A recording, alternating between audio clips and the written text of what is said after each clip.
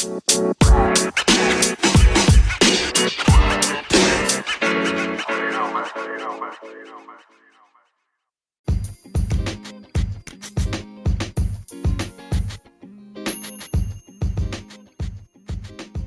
is going on, gentlemen? I hope you guys are doing fantastic. I hope you guys are having yourselves a wonderful day. Today, we're going to talk about diet for great sex and what that truly entails. But I will not be the one enlightening you guys on this. I was honored in having Christine DeLozier on today. Christine specializes in sexual health and works with men, women, and patients of all gender orientation. With Diet for Great Sex, which is the book that she wrote. She wrote the book on how to eat for great sex. It's for everyone who wants to have the best sex possible through the most natural means possible for as long as possible. It also covers common topics of concern such as erectile dysfunction, low testosterone, and reduced libido, just to name a few. She is an expert in these fields.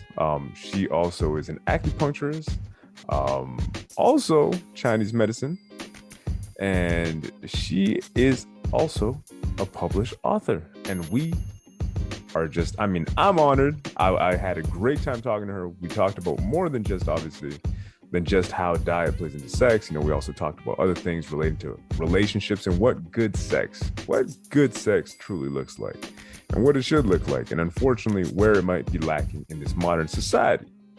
However, focusing more on the sexual side of things, we did talk from a physiological standpoint about how, you got to get that blood flow in, right? So a lot of you guys out there, obviously we're doing the male enhancement thing as well. Obviously you want to make sure you get as much good blood flow as possible.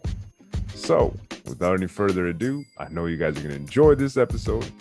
I sure did. And, there's a whole lot that I was able to take out of this episode. So I really hope you guys enjoy. And without any further ado, guys, let's jump on in and talk to Christine DeLozier on how to eat and the diet for great sex. Before we get started, one more thing. If you want to get any PE gear, be sure to check out TotalManShop.com. That is TotalManShop.com. And use the promo code MHS2020. Promo code is MHS2020 and get 12% off. Be sure to check out their wide variety of all kinds of good quality PE equipment. All right? And that's promo code MHS2020 for 12% off. And the website, once again, is TotalManShop.com.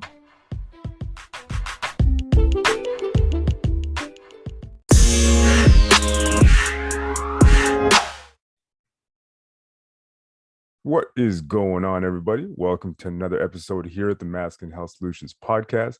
Again, I thank you for tuning in. And today's episode, we're going to be talking about a diet for great sex. What? I know a lot of you guys ask me questions about what's good as far as nutrition goes. And I am joined with the author who wrote the book, Christine DeLozier. Christine, how are you today? I'm doing fine, thanks. How are you? I'm doing good. I know I'm eager. I know the audience is eager. We all have a million questions, but first and foremost, like we're talking a little bit off air that, you felt inspired to write the book just because, you didn't see anything out there, but what sparked your curiosity into the subject? So I'm an acupuncturist and herbalist in private practice. I specialize in sexual health. But when I first, went into private practice, I was treating a lot of back pain, neck pain, typical things that acupuncturists treat. And one day, one of my patients that I was treating for low back pain asked me if I could do anything to help him have stronger erections. And I said, sure, it's something I've been trained in, but I haven't really treated anybody for that. So we tried it.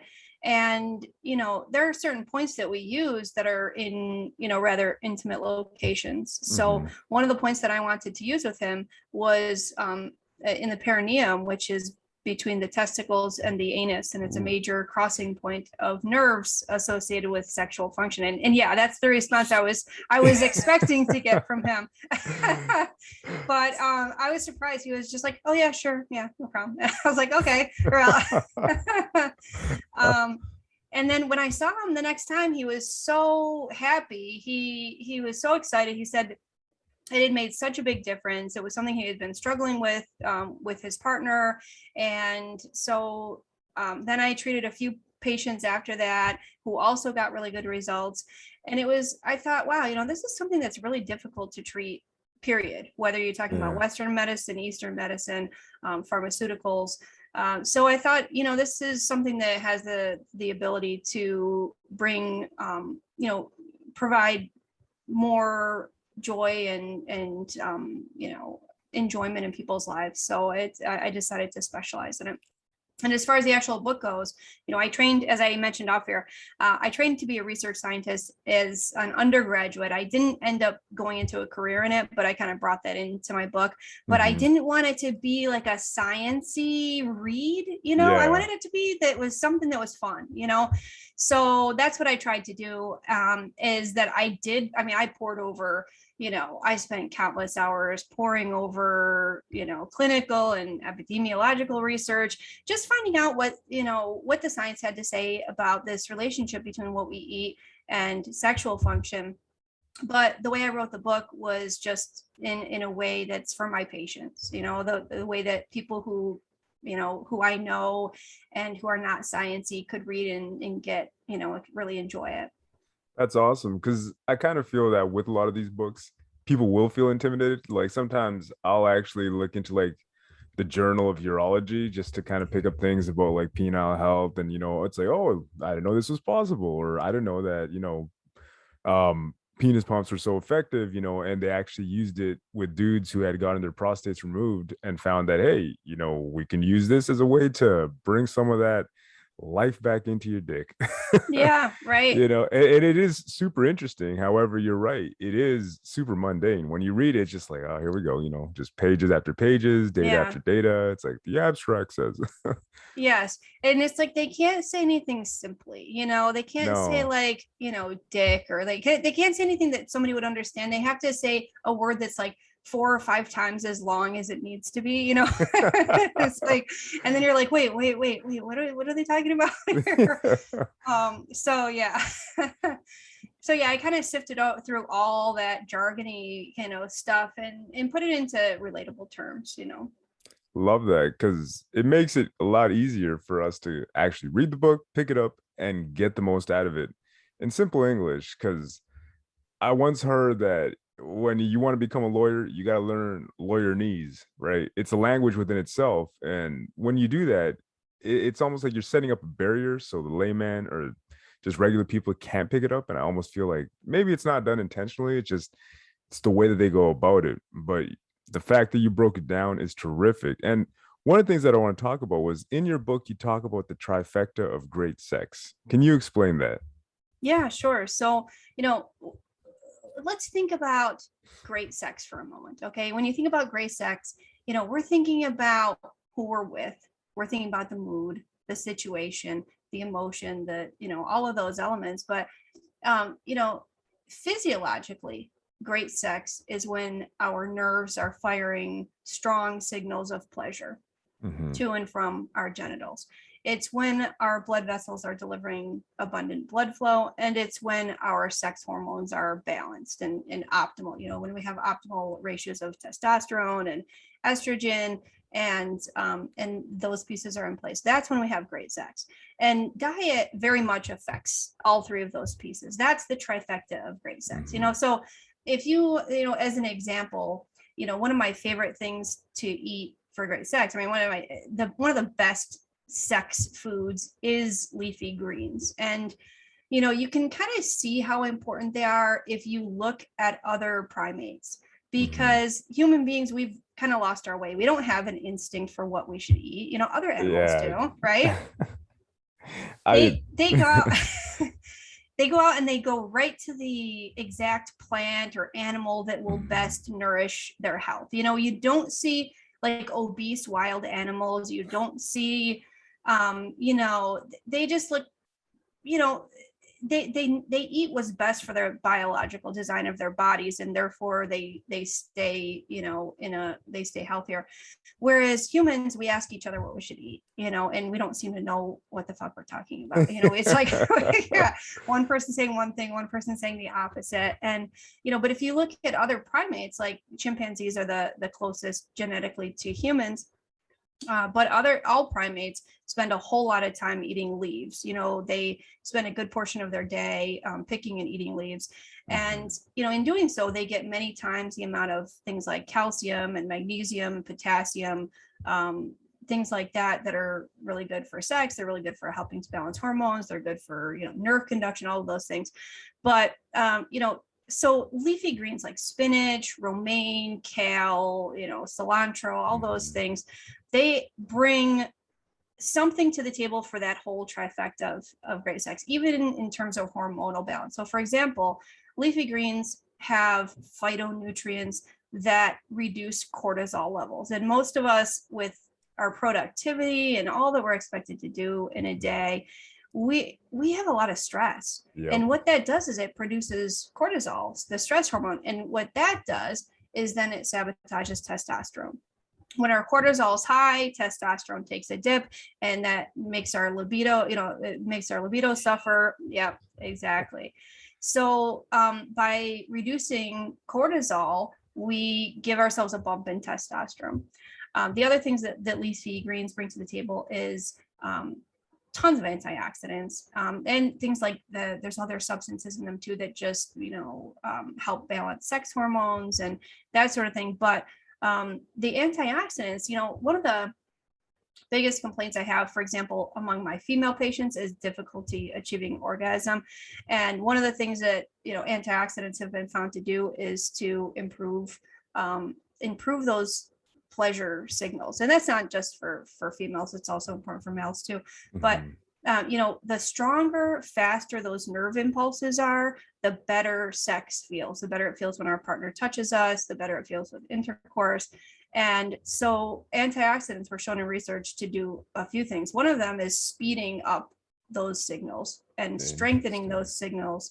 And it doesn't just, and it actually does translate to better sex too. So some of the studies focused on actually measuring how fast those nerves fire, and other studies focused on the sexual effects of antioxidants.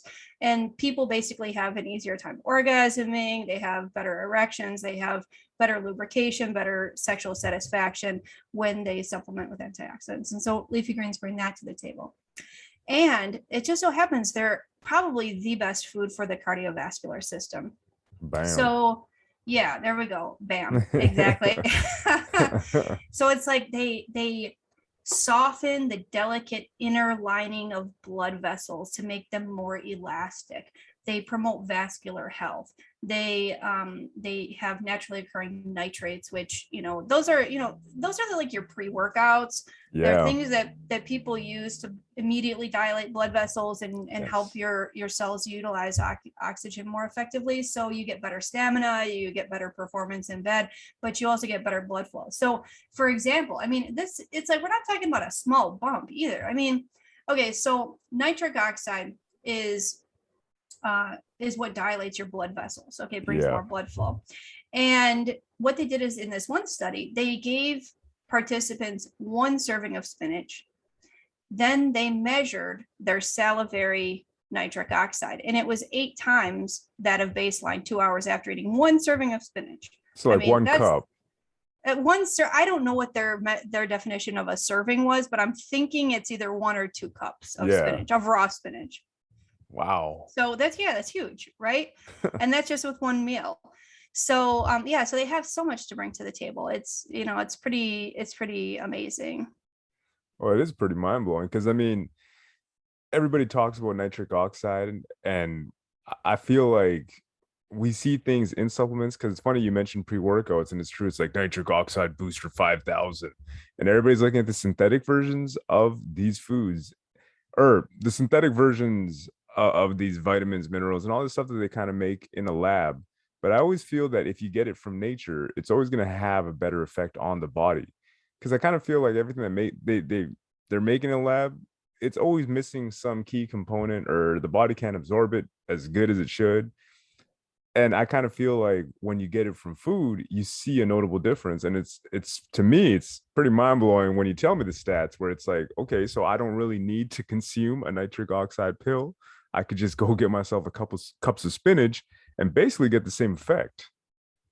Everything I've read on the supplements for nitric oxide have shown safety concerns as well. So Mm-hmm. so yeah, exactly like what you were saying. Usually the closer you stick to nature, it seems to be, better. Even when you think about things like minerals, I don't like to tell patients to supplement with minerals, generally speaking, because they compete in the body. They Okay.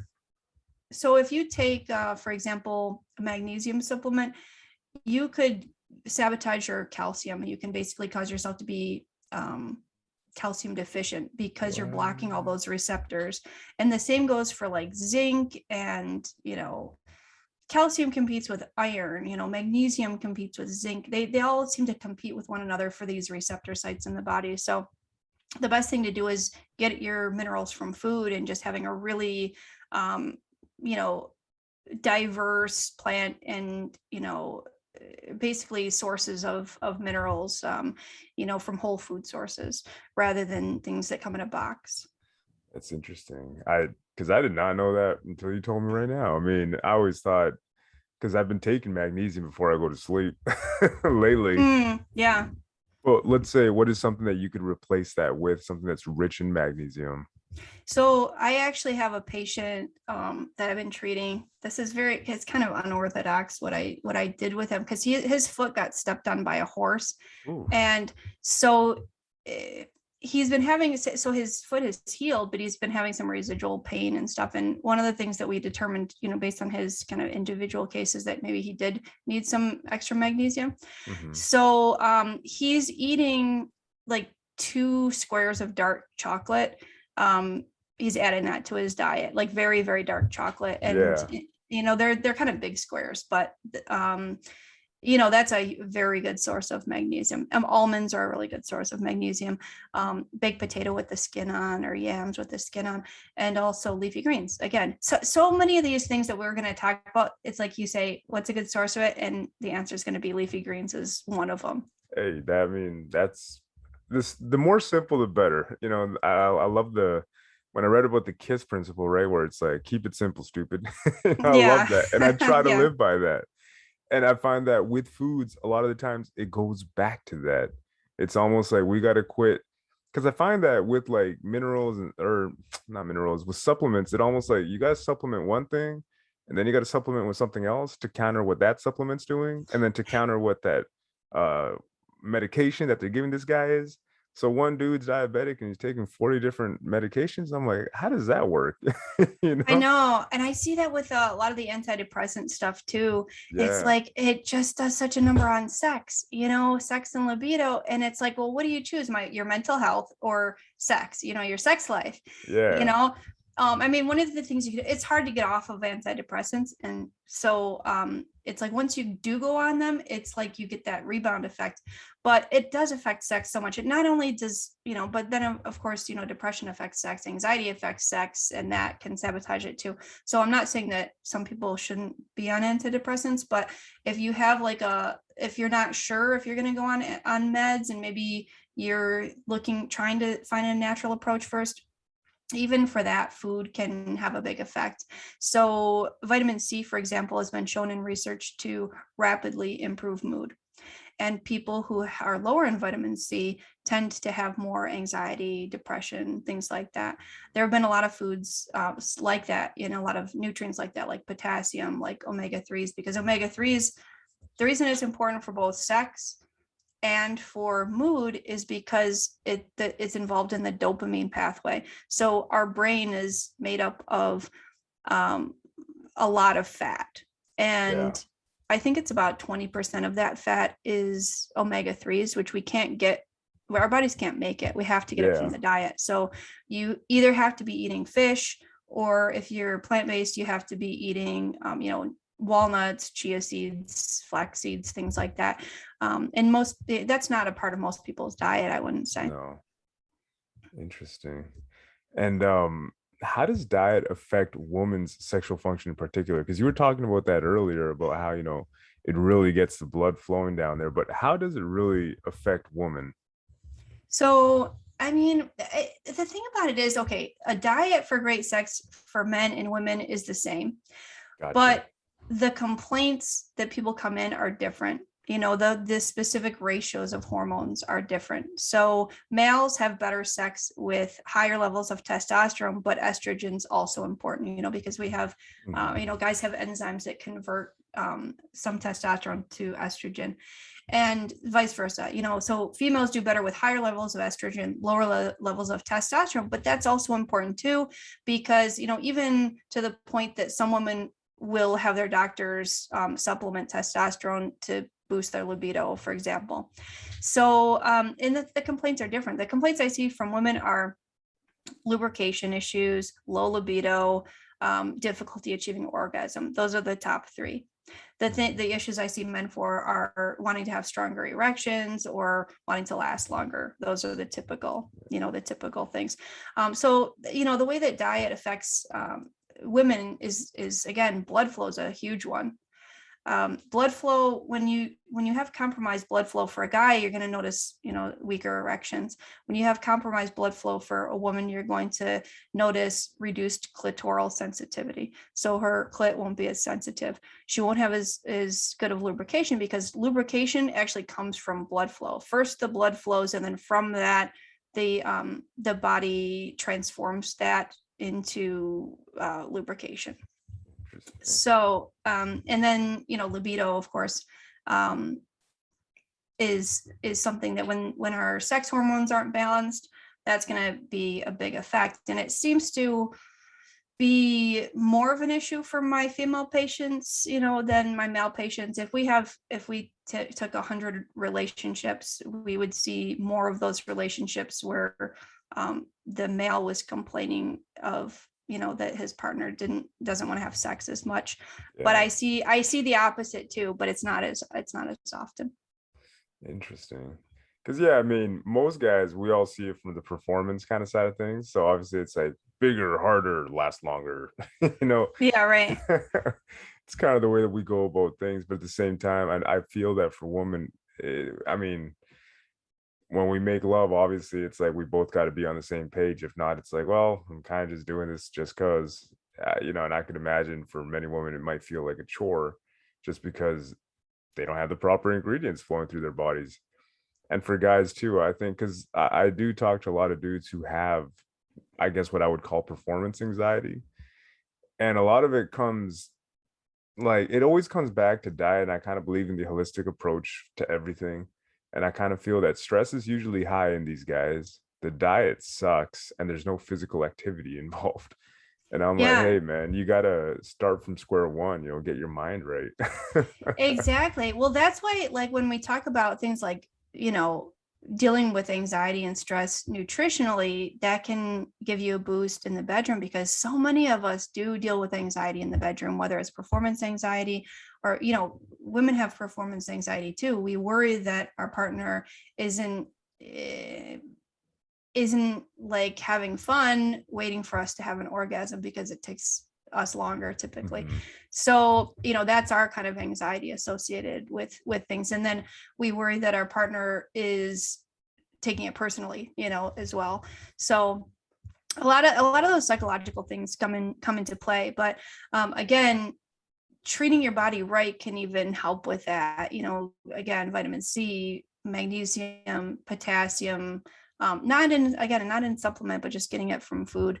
Mhm. What were some of the other things that were important for anxiety? I wrote an article about this, but anyways, if I remember any more, I'll mention them. For sure. But the thing is too that I find, how important would you say it is to cut out the junk food?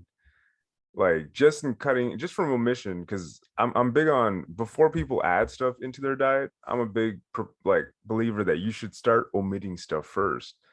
And what would be the five biggest things that you think everybody should cut out from their diet immediately? So when you talk about junk food, okay, junk food is junk food because, okay, number one, it's got a long shelf life, so there you've got the preservatives and the chemicals. Yeah. Okay. Number two, it tastes better than anything else. And why does it taste better than anything else? It tastes better because it's got lots of sugar, lots of fat, lots of salt. And those are pretty much on the three, bad sex diet, group, pretty much. Because, okay, let's take salt, for example. Okay, most of us, I was looking at this research, it's actually appalling. According to the research, most Americans get more salt than is considered fit for human consumption. Wow. Meaning, yeah, that's how damaging all the salt that we're taking in is on our bodies. If you look at humans, of the past, hundreds of years past, humans took in about 10 times as much potassium in our diets as sodium. Modern humans take in about 10 times as much sodium as potassium in their diets. And these two minerals are very related to one another. All of that excess sodium wreaks havoc on our blood vessels, and it sabotages our potassium, because in order to deal with all that excess sodium, our kidneys have to flush potassium. So then you add on top of that most, besides the fact that most of us are getting more salt than is fit for human consumption, 97%, according to one study, of Americans don't get enough potassium in your diet. So you're not getting enough to begin with, and then your kidneys are flushing it. So then your body has to conserve potassium in other ways. And potassium, it luxuriates our blood vessels. It softens them. It promotes the removal of calcifications of blood vessels. And so, the cruel joke of Mother Nature is that where do you find the smallest blood vessels in the body? In the penis, in the clitoris. They're the first to get blocked. You've got a big, huge aorta running down the middle of your body to, diffuse blood to the rest of the body. But in the penis and clitoris, they're small. So when you get plaque accumulation, those get blocked first before anything else. And that's why long before people have any kind of signs of heart disease or anything like that, we're talking about, young people, they may be getting weaker erections. They may have a harder time achieving orgasm. They may not have as good of lubrication, all those things. So that's one. So there's salt for you. You can actually, research has shown that you can actually offset some of the bad effects of salt, though, by having more potassium. Gotcha. Interestingly, because I think it's kind of that indirect. One of the effects of salt is like right on the blood vessels, directly. One of the effects is because it's of the effects that it's sabotaging potassium, so you take more potassium, you offset some of those side effects. And then of course, potassium is just great for sex in its own right and great for the mind. So then you have all the sugar, and there's tons of research on that. Oh my goodness. All of the refined sugars, they sabotage it really disrupts our sex hormones, so it starts off with insulin and, promoting insulin resistance and leptin resistance. Leptin is what tells us when we're full. And that in turn leads to disruptions in our sex hormones, and things like testosterone and estrogen. And there's a whole lot of research showing, even people who drink like 1 or 2 sugary sodas a day have experience this disruption in sex hormones. So that's going to affect the menstrual cycle. It's going to affect libido. It's going to affect all of those pieces of sexual health. Yeah. So, and then let's see, the other one is fat. Okay. So there's different, different fats of course have different, are different, some of them are worse than others, like if you, greasy, like, deep fried foods and stuff, and then all the boxed fats, those shelf stable fats, those are probably the worst. Then you have your things like avocados, and you have, other things. So even in the short term, so first of all that extra fat is going to encourage all these blockages in your arteries. But then it has a stiffening effect. So even in research, 2 hours after a really greasy, fatty meal, I think it was one of them was like hot dogs and cheese or something like that. I can't remember the specifics, but 2 hours after that, they measured arterial function and found that after that meal, you actually have less blood flow in your arteries, slightly less good, so they're measurably worse. They're measurably stiffer. So you're not getting as much blood flow. And that's, if you want to have sex, that's not what you want. So that's why in my book, I have a date night sex menu. It's like all the foods that are good for this. So for example, not all fats were the same. So if you had an omega-3 fatty rich meal, like wild salmon, for example, it actually had the opposite effect on blood vessels. So you can choose which fats are going to do right by your vascular system. But in general, the fatty, greasy, so especially the processed fats are not your friend for sex, No, yeah, I couldn't imagine going out eating Church's chicken, having a whole bucket of KFC and be like, I'm ready to jump on it. Yeah, exactly. If anything, I think I just lie spread eagle after I eat those foods, just kind of like lie there and like, oh God, this is disgusting. Well, that's the thing is there are even short-term changes, not only in blood vessels, but in testosterone. So after a really greasy meal, they have every experiment you can even imagine, right? Like they're feeding people, they feed people these greasy meals and then say, let's test your testosterone. Okay.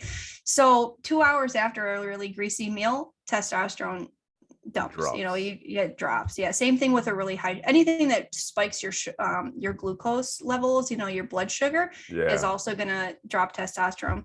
So basically like a date night sex menu, you're going to avoid all those foods that drop your testosterone. And then you're going to eat all the foods that improve blood flow and dilate your blood vessels. There are some foods that actually stiffen blood vessels pretty immediately too, even like your salty meal, 30 minutes after a salty meal, your blood vessels are stiffer.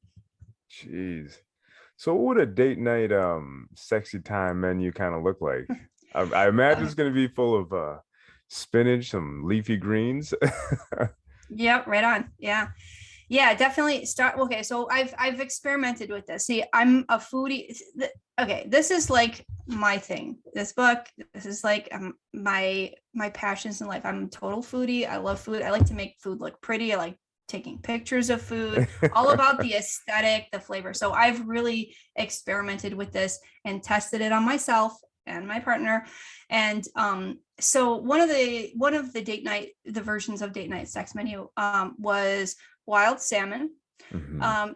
Or if people do plant-based, it was walnuts for the omega-3. So we roasted some squash and then put some aphrodisiac cloves and nutmeg on there, and then throw some walnuts on there for the omega-3s, or again, you have your wild salmon. But the first piece of that though was we juiced beet juice, and I have a recipe in there for a really nice drink. It's like a juiced beet, then you throw in like a little jalapeno, a little bit of a jalapeno pepper, and maybe some ginger, and it's like a spicy beet juice, and it's really good. And so beets are one of those things that are high in nitrates, and they're used again as a pre-workout. So those same pre-workout things are the pre-sex things. So dilate blood vessels, get that nitric oxide going. And then we had a nice leafy green salad. So your salad is going to have, let's see. So squash, we roasted some acorn squash with some aphrodisiac, nutmeg and cloves, and we can talk about that. There's a little bit of research for some of the culinary aphrodisiacs, not much, but a little bit. And threw on some walnuts for the omega-3s. We had some wild salmon. And let's see. So on the salad, we had a salad which has lots of potassium, which we talked about. It's got the naturally occurring nitrates, and we didn't put any salt on it. We just squeezed some lemon juice on it and had some fresh herbs in there. Gotcha. And we had our juice, our beet juice, which tastes really good. It's a really nice, a nice drink. And then let's see what else. What was after that? Salmon. Oh, salmon, squash, and then for dessert we had a mango raspberry parfait. So And the there's dessert. raspberries, Wow. yeah, we got dessert. It's not like it's not like creme brulee where it's going to be fatty, sugary, Mhm. greasy. It's more, the raspberries, for example, are high in what we call polyphenols, as a type of Polyphenols. Yeah. antioxidant, which again, in research, in that 2 hour window post eating, improved vascular function, improved arterial function measurably in research. So yeah, that was one version of the day night sex menu. Wow. I mean, what I find impressive too about it is that it's not something that, let's say, would deter people because of taste. It actually sounds pretty good. Yeah, it was good. It was very good. And then the effects that come afterwards, would you recommend kind of like maybe after an hour? It's kind of like, all right, well, things are getting hot and heavy and I got all this blood flow. I think it's time to. Well, okay, if we were really going to do it right, okay, this is what we do. We would have our meal. And then even though, okay, most people don't really just work out after, after Yeah. eating. But if we're going to do this little scenario, that's what we do. We'd have our meal, then we go work out, because all the research that's out there usually measures 2 hours post eating. So, Gotcha. whether or not you'd get the same effects 1 hour post eating, maybe you would, but all these ones measured 2 hours post eating. So we'd have our meal. We would have a glass of wine. Then we'd go out for like a jog or a walk or something like that, because again, the research shows that 20 minutes post exercise, we are most receptive to arousal. So there's something about the way that our just hormonally, that it just makes us more receptive. So that's what we would do. And find maybe foreplay or something, or who knows, find a way to entertain ourselves for the time between that 2 hour window. But it goes pretty quickly. I would imagine. And the thing is too, I kind of find that when you go for a long walk, it can almost serve as foreplay, because you guys basically set yourself up for success by having that meal. And it's almost like, well, you know what's coming next. Yeah. You build up momentum, or you build up anticipation rather. Yep, exactly. Plus the thing is, with a long walk, I mean, for me, I almost find it meditative now, the older I get. And I just find that going for a long walk, it's probably the nicest way to exercise. Like, I love hitting the weights and I love going hard. Like, anybody that knows me loves that. I still love to bench press heavy weights. Like, I still love that. However, me versus the guy that I was in my 20s, now I kind of started to realize just the enjoyment of walking, right? And after you have yourself a big meal, there's nothing that really helps me better than, going for a long walk. And if I pair this up with this, this sexy diet plan right before, or sexy meal before coming back home with my wife, I think it would really work wonders for me. Yeah, well, it does a lot of things. I mean, not only are we more receptive to sexual stimulation, but also it has a very calming effect. We all notice that we feel, but after a workout, we just feel calm, or after a nice long walk, all of those chemical processes in our body, it just helps to relieve stress. So again, setting us up for better sex. 100%. And then you pair it up. I mean, it's like I was talking about before, the holistic approach for me makes the most sense. And I kind of wanted to go back to what you opened up with the dude in the acupuncture. So like, let's say, he's obviously suffering these blockages, but when you release those blockages using acupuncture and he combines this with the diet, what was his take or his reaction, after the effects of it? Would he continue coming back as well? Like, how did that all look? So it all depends on people's baseline. Some of my patients come in, we treat them, and then they're done. They're done for good. So for example, I had a patient who had been having really rough sex with his girlfriend, and just felt something kind of just a tweak, and that ever since then he had been having pain with intercourse, and his erections hadn't been as strong. And we treated him over the course of 6 weeks, and that was it. He was done. He was better and just went on his way. Then there are other people, again, it depends. It's like somebody comes in and they're just like, I noticed I haven't had, my erections haven't really been as strong as they used to be.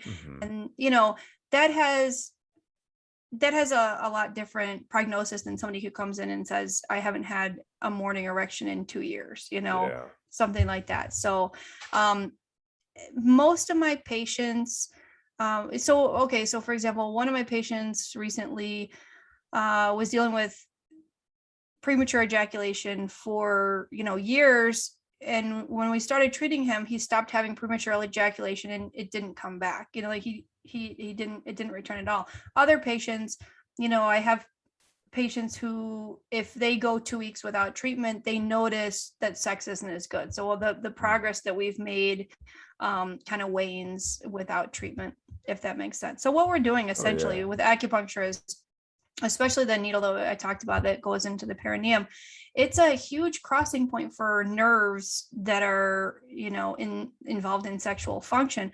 So you're stimulating all those sexual pathways, which what that ends up meaning is it means blood flow, it means hormonal changes, it means excitement of those sexual pathways. So all of those things are just going to ramp up your sexual experience. Wow. I mean, I'm fascinated by the whole acupuncture experience. I've never been. The closest thing that I did, I was telling my wife, was I did physiotherapy where they did needling. I don't know if you've heard of it, and then they shock it. I did not like that. Oh, okay. Yeah. Yeah. So, physical therapists and doctors they can add on kind of like dry needling or things like that with a, more limited amount of training and that sort of thing. Yeah. No, but definitely some that I got to look into. And the other thing that we barely touched on here, but you have a little bit of a background in traditional Chinese medicine as well, right? Yes, I have a master's degree in both acupuncture, and also it's a dual master's in acupuncture and traditional Chinese medicine, so herbal medicine. But I will admit, honestly, I've focused more on nutrition than I have anything else, just because I'm kind of obsessed with it. So I've kind of, I focus more on that, I would say, than Chinese herbs. Gotcha. Would you say there's any herbs that you could kind of combine or bring into your diet, or that you do as far as setting up a diet plan for someone as well? Yeah, there are. I mean, I have an herbal formula, for example. Recently I got one that has horny goatweed in it. It's a libido formula, and it's got horny goatweed, and it's got which that's the Chinese word for it. Daughter seeds. Okay.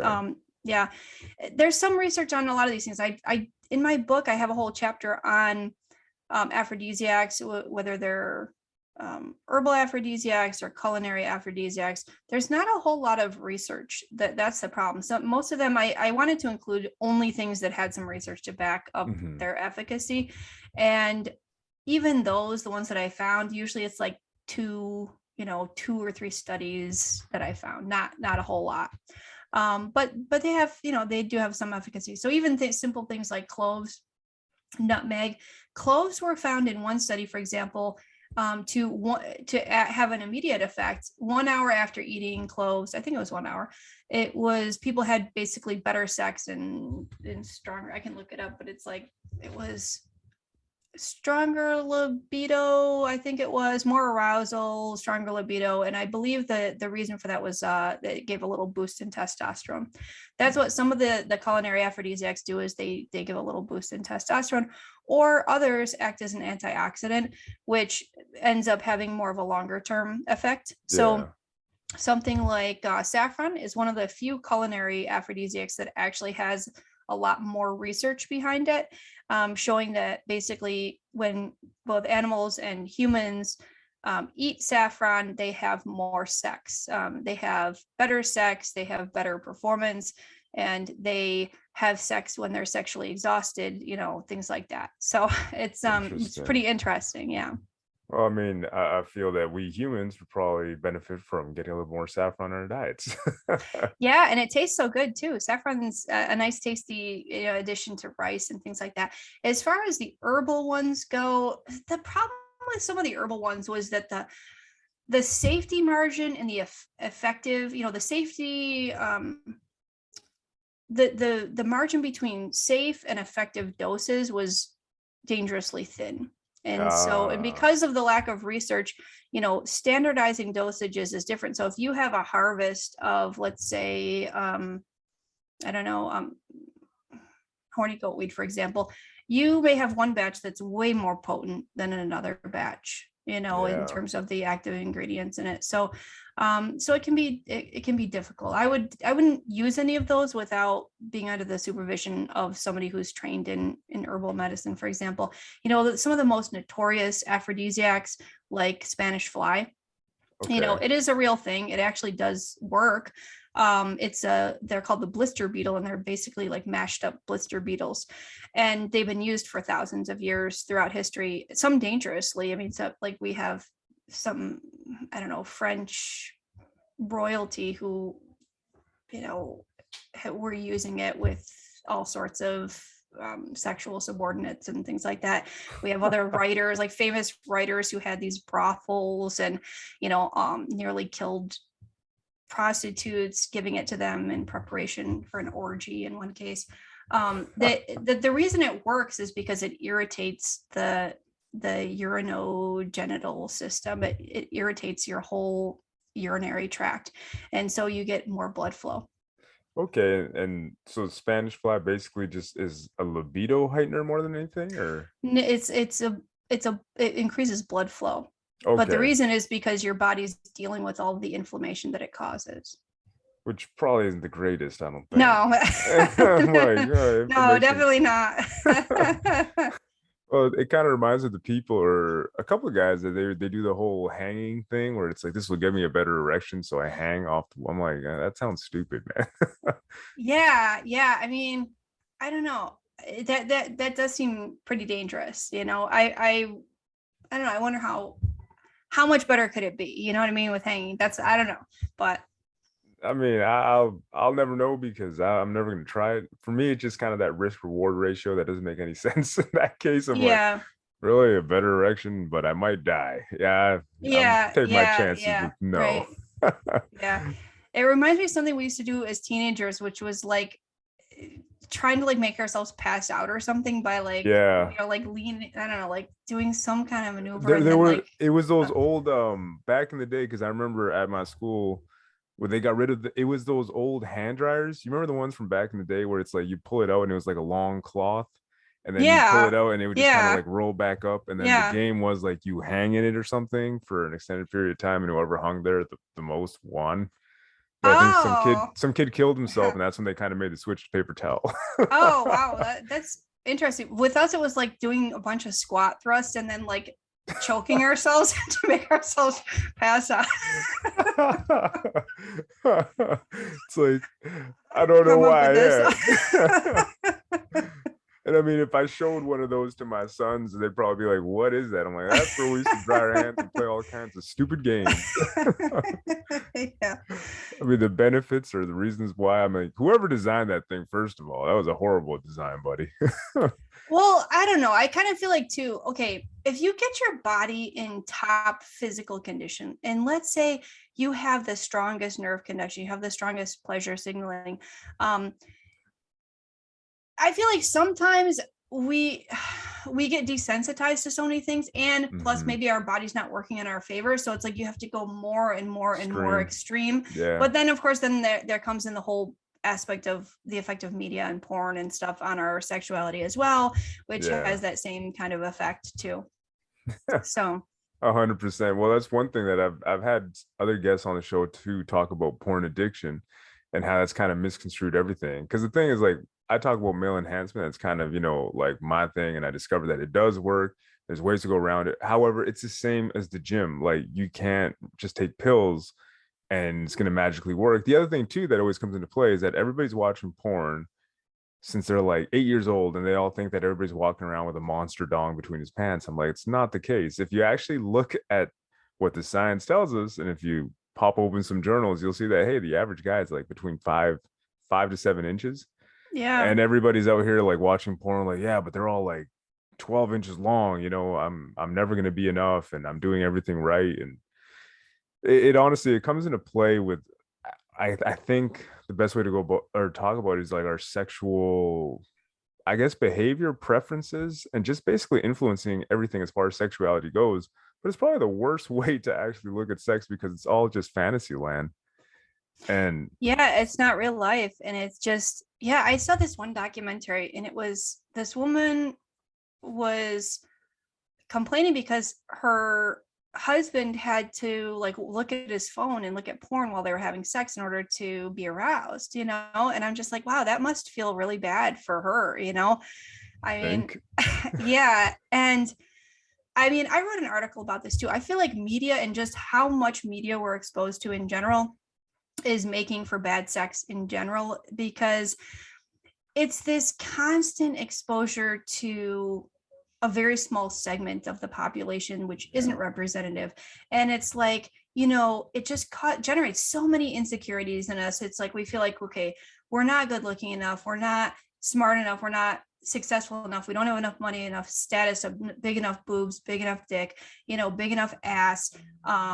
You know, it's just this message that if you don't look, basically, essentially, and this is what I wrote, if you don't look like the person on the screen, nobody's going to want to fuck you, you know? yeah, And it's like, and then you're in the bedroom and you're, you know, for women, we're like trying to prop our tits up to, you know, so that they don't look like, you know, National Geographic, you know, the tribe. We're like, and like, you know, I have patients telling me that they're going to get this surgical procedure to make their dick longer, and oh I'm just yeah, like, and I'm just for on so many levels, I'm just like, okay, you're gonna lose sensitivity. yep, Okay, your partner's not gonna care. First of all, women don't care if you're longer because it's, I mean, that doesn't add much pleasure. Number three, it's like you can just learn how to eat pussy and you'll be way better off than any of those other scenarios, you know? And miles really ahead. your partner, like most people are looking to connect with somebody. They're looking for a connection. They're Yes. not as concerned about what your hair color is or what, you know, even how, you know, how tall you are or how big your dick is. Or, you know, it's like, yeah, you might think big tits look nice, but it's like, it's, you know, you're going to date somebody with small tits, you know, it's just, if you have a connection with somebody, you have a connection with somebody, you know? The thing is, it's just a bonus. At the end of the day, it's almost like, and it's more about the connection that you have, and you're completely right about that. It's like, can we actually have a conversation for more than half an hour?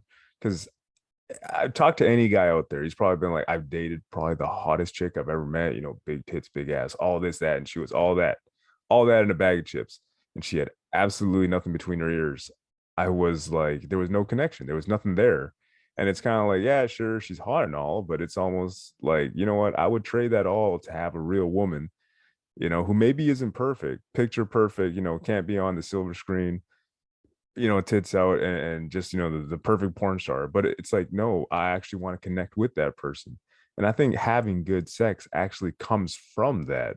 It doesn't come from our physical appearances because we've been told that, and you see it in the magazines and you see it everywhere. And it's like, oh, you got to have this perfect body. Like you see in the hot, like, no, like all that is it's all a charade in my opinion. Cause the way I kind of see it, it's like, hey, I'm not perfect. Neither is my wife. And we've never been happier, you know? Yeah, exactly. And it's like, and I mean, to probably TMI, but you know, I've been with guys who are like huge dick, right? Okay, huge dick, and they're like, yeah, this is what I'm bringing to this experience, you know.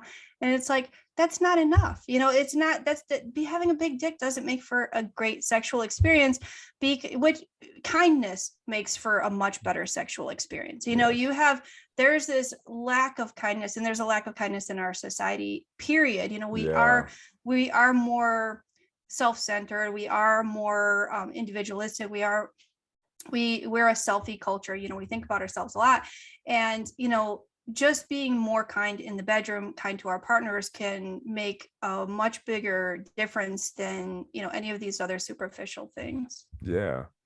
And as far as having great sex, I honestly feel like, you know what, those things, they're all a bonus. But if you don't love the person at the end of the day, it's almost like, meh.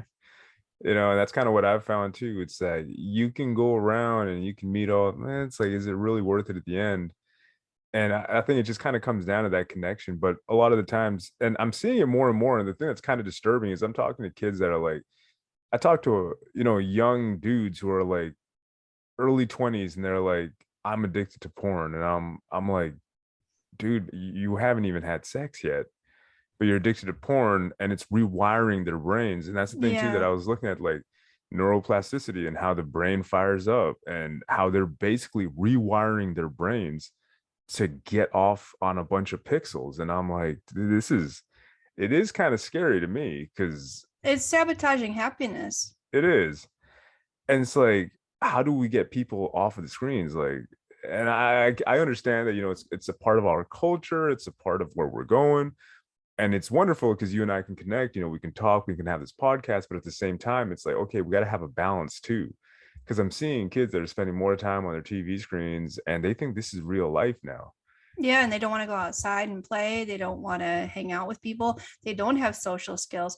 Do you know what? Yeah. There was this, I read something, it was actually on Instagram, but it was some new study that was talking about how people graduating from high school, I guess, 20 years ago, a certain percentage of them had sex. I think it was like 60%.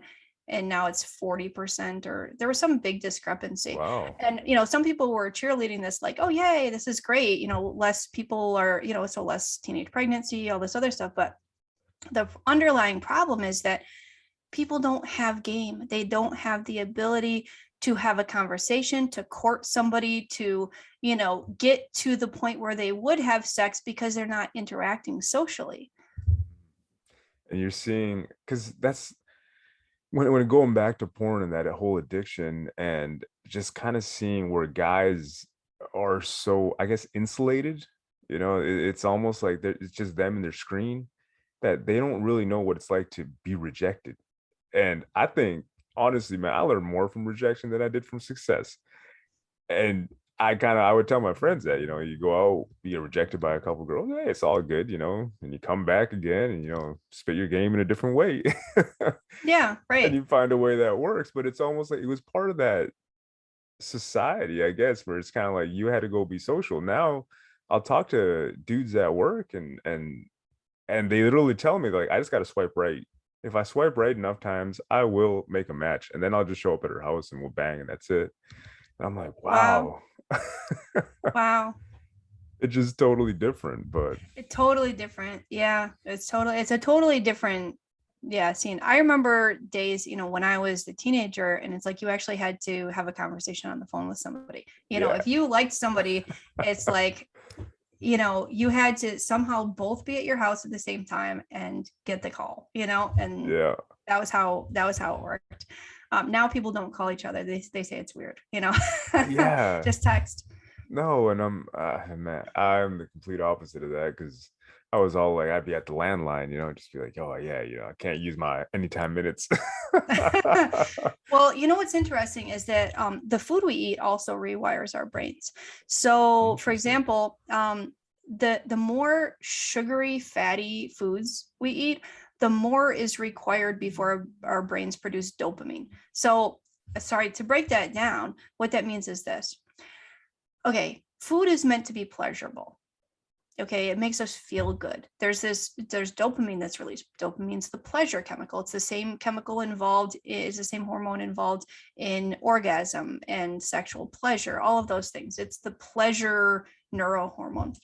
Every time we eat, we release dopamine. However, if you eat a lot of sugary, fatty foods in your diet, you will need more of those before your body releases that pleasure chemical. But the good news is, according to research, that if you take a couple weeks and go off of those foods, your body resets. So it'll start to get pleasure from less fatty, sugary foods, if that makes sense. No, it totally does. Because I mean, for myself, one thing I've experienced, or I guess that I partake in, is I used to do a bulk and then a cut, right? So when it was winter, I'd bulk, which basically meant that I would just eat whatever I wanted. And then come summertime, I would basically cut. And whenever I would cut, it was usually, even right now, like I'm on the same diet, right? And it's very basic. It's usually spinach, just because it's very easy to prepare. I just grab it, wash it, chuck it in, perfect. Chicken breast, salmon, what's the other go-to? Steaks. It's very kind of mundane food, and like white rice, like that would pretty much, the bodybuilding kind of cut. And the one thing I would notice is, like, after 2 weeks, let's say I'm like, you know what, I'm gonna have a cheat day, I'll have some sugar, or I'll have a mango. And just having a mango was like the most incredibly delicious food that, I was like, oh, wow, this is just mind blowing. And to your point, when I was bulking and I'd be eating this food like recklessly every single day, it wasn't just mangoes. It was like pizza, ice cream, whatever. It's almost like now my palate's changed to the point where it's like I need something better. Like I need Hmm. something more Yeah. extreme. I need zesty Doritos. Oh I mean, yeah, right, right. I know, and it's got I don't know. I don't like that citric acid type tartness, myself. yeah. But I think when we get used to it, it's like then our bodies crave that sort of thing. Oh, All the 100%. processed food trains our palate. It totally does, but it's one of those things. Society's kind of just, we're going for more extremes, which is not good. Yeah, yeah, and everything. That's so true. With that being said, Christine, we're closing up here on the hour. Tell us, where can we find you, and website, all that good stuff. Sure. So you can find my book, Diet for Great Sex, on Amazon. I have a blog, dietforgreatsex.com. I have recipe videos and that sort of thing on Instagram at Diet for Great Sex, and also a few videos on TikTok at Diet for Great Sex. Gotcha. All right, and I've added all these links to the description below, guys. So be sure to check out Christine and make sure to get her book. I mean, learned a whole lot. I know that I got a lot more to learn now. Oh, but it was a pleasure having you on today, Christine. And for all you Thank guys you. that were here, thank you again. We'll see you next time.